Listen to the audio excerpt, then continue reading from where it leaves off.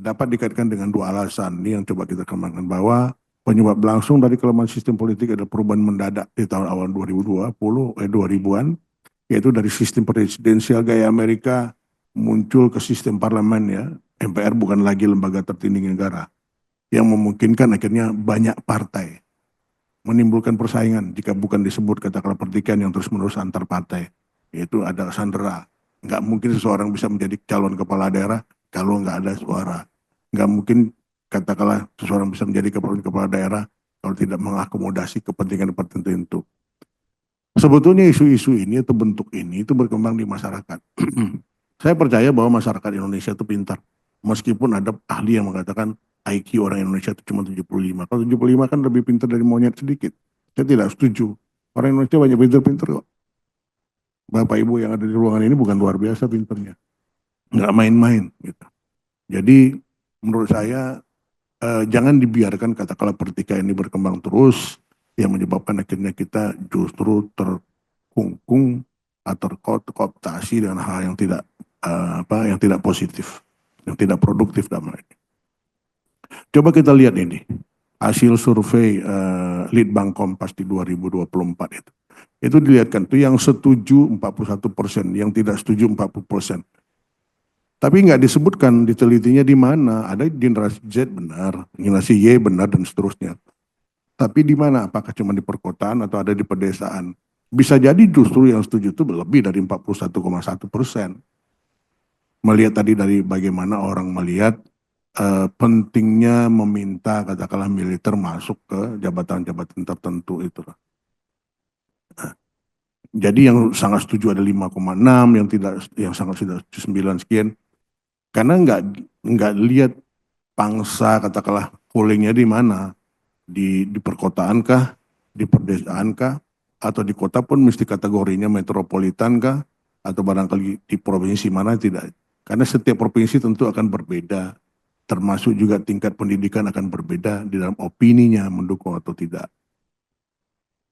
Nah ini lihat contoh lagi, bagaimana menurut saya munafik juga kita. Kita katakan nggak setuju militer terlibat di dalam berbagai kehidupan sehari-hari, tapi orang-orang ormas-ormas berseragam ala militer. Coba slide berikutnya. Tuh lihat tuh, ada pangkatnya, ada beret merah dengan bintang 2 apa segala macam. Orang-orang yang menjadi tentara memerlukan latihan yang nggak sebentar, mesti latihan dasar 4 tahun, kemudian ada pendidikan khusus lanjutan perwira 2 kali, Suslapa 1, Suslapa 2, ada Sesko, ada juga Lemhanas bisa sampai ke situ. Ini mereka tiba-tiba dengan semua atribut itu bergolak ayat militer. Tapi tiba-tiba ada muncul berita antagonis bahwa mereka nggak setuju militer ada di pemerintahan. Sementara mereka bermain di situ. Kalau saya personal berpikir orang-orang seperti ormas ini kita tumpah saja. Nggak boleh berpakaian militer. Coba sama dengan orang ormas tiba-tiba menggunakan pakai katakanlah atribut dia sebagai anggota DPR. Kan kita nggak terima. Orang DPR begitu susah melaksanakan kampanye berbagai katakanlah kegiatan tiba-tiba mereka menggunakan atribut itu. Jadi menurut saya ini baru terjadi setelah reformasi kejadian begini. Terlalu bebas orang berbicara tentang demokrasi. Padahal di dalam demokrasi itu hak orang ada orang lain. Tapi kita melihat sekarang begitu banyak orang yang melawan arus di dalam berlalu lintas, nyebrang 3 lagi di jalan zebra cross dan segala macam. Kalau dulu saya masih ingat pada saat kita masih tahun 70-an itu, begitu kita berdiri di zebra cross, kendaraan langsung berhenti memberi kita kesempatan untuk menyeberang. Sekarang enggak. Udah berjalan di zebra cross pun mereka bikin kencang mau nabrak kita. Begitu mundur sebetulnya budaya kita terkait dengan masalah hal ini. Orang terlalu banyak belajar dari di sosmed, terlalu banyak belajar dari katakanlah internet yang menyebabkan akhirnya orang tidak bisa lagi memilih menentukan mana yang pantas untuk menjadi budaya di negara ini atau mana yang bisa diterapkan dimanfaatkan di negara ini. Berikutnya lihat, ada demo tentang Indonesia gelap. Ini kan kontradiktif.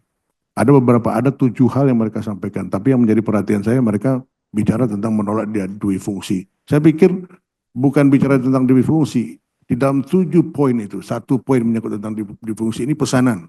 Bukan murni pure dari mahasiswanya. Kenapa mereka berpikir tentang itu? Kalau sekarang ada pemerintah yang ada kebetulan presidennya mantan militer seorang jenderal. Tadi ada pesanan. Kembali ke tadi yang menyampaikan bahwa terlalu banyak orang pintar di negeri ini akhirnya ribut, argumentasi, kemudian berbagai debat publik terkait dengan itu. Yang akhirnya membuat kita kehabisan energi. Yang kaya tetap kaya, yang miskin makin miskin. Negeri kita nggak berubah untuk lebih maju. Saya cuman mengatakan menyitir, mungkin Bapak Ibu sekalian sudah sering yang namanya ke Vietnam. 10 tahun yang lalu Vietnam nggak ada apa-apa, tapi tahun sekarang coba lihat, Vietnam sudah bisa dikatakan sejajar dengan kita. 5 tahun lagi kita akan ketinggalan dengan Vietnam. Sekarang Vietnam sudah masuk kendaraan listriknya ke Indonesia, Finfast sudah masuk. Kemudian belum lagi mereka mengembangkan teknologi yang namanya solar cell, bukan lagi dari matahari, tapi dengan cahaya bulan. Kita belum tersentuh sama sekali. Apa yang nggak kita punya? Kita punya semua. Potensi kita punya semua. Orang pintar punya semua. Tapi kita teralihkan perhatian kita dengan berbagai debat yang nggak konstruktif sama sekali.